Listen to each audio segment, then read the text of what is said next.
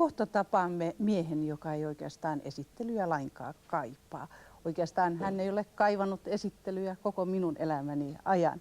Hän on Calypson kuningas Harry Belafonte. Hän on jälleen Suomessa. Me tapasimme hänet Turussa. First of all, Mr. Belafonte, it's a pleasure to have you here in Finland once again. Welcome. It's a great joy to be here. I like Finland very much. It's been, in fact, exactly 2 years since your last visit to Finland. 2 years in your life. Still making movies, having concerts, or? It's been 2 years of my life doing concerts in other countries. I have been working very hard at the idea of putting together a company for making films, and we have successfully done that. So that this appearance in Finland will probably be the last one for some years to come, maybe 3 or 4, because I will be very deeply involved with the making of new films. With 2 American directors, one by the name of Jonathan Demme, who directed a film called Silence of Lambs, and won the awards for it in America. And the other, a director by the name of Robert Altman, who is currently having a huge success with a film called Players, and he just won the Venice Film Festival with another film called Shortcuts. With those 2 gentlemen, I'm doing 3 films. And then right after I get through with them, I'm directing my first film. So it's going to be quite an exciting time for me. And then to politics. You supported Bill Clinton in his campaign, but recently you have criticized him. Why is that? Well, first of all, my support of Bill Clinton was more to end the reign of George Bush and Ronald Reagan than it was to vote for Clinton. But when I met Clinton, I saw in him characteristics that I thought we could work with.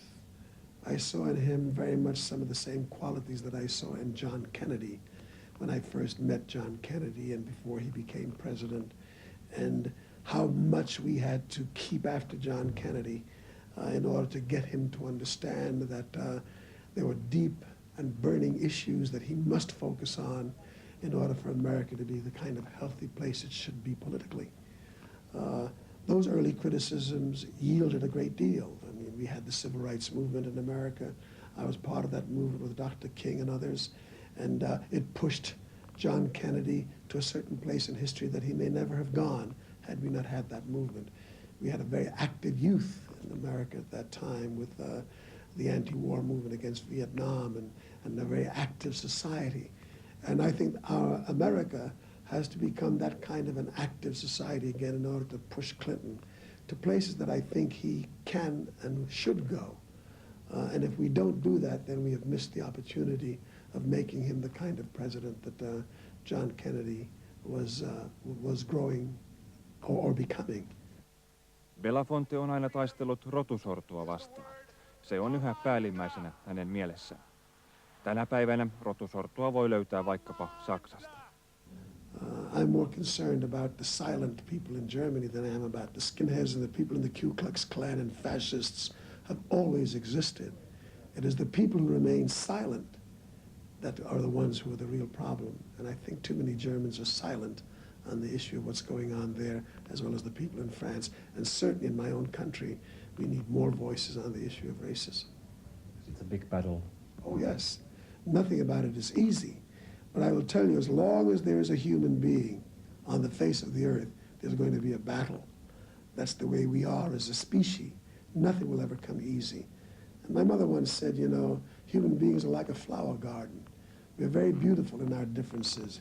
You are blonde and blue-eyed, I'm brown and brown-eyed, and somebody else is black and black-eyed, and all these differences. People are red-skinned and yellow-skinned.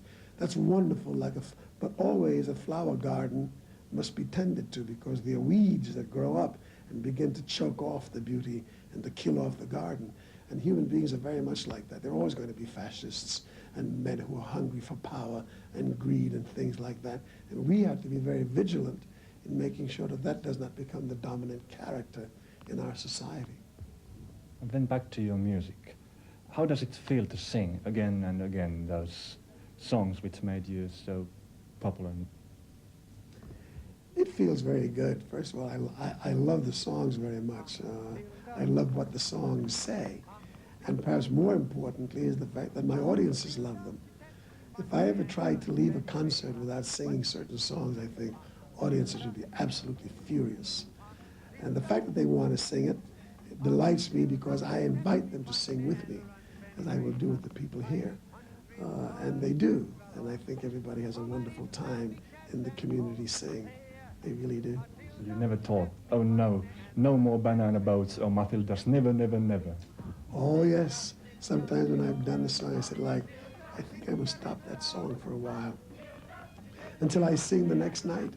And then I realize that there's no way to stop. It's what the people want. And I enjoy it. And then your wishes to all those people who are watching you now in our program. My wish for them is what I wish for people everywhere, that we would as a race, as Homo sapiens, as people, as human beings, that we would begin to find more love in our hearts for one another, that we begin to end our prejudices and begin to reach out to know more about who these people are that make up our planet, and perhaps make our position on peace very clear, because if you don't have peace, nothing else is possible.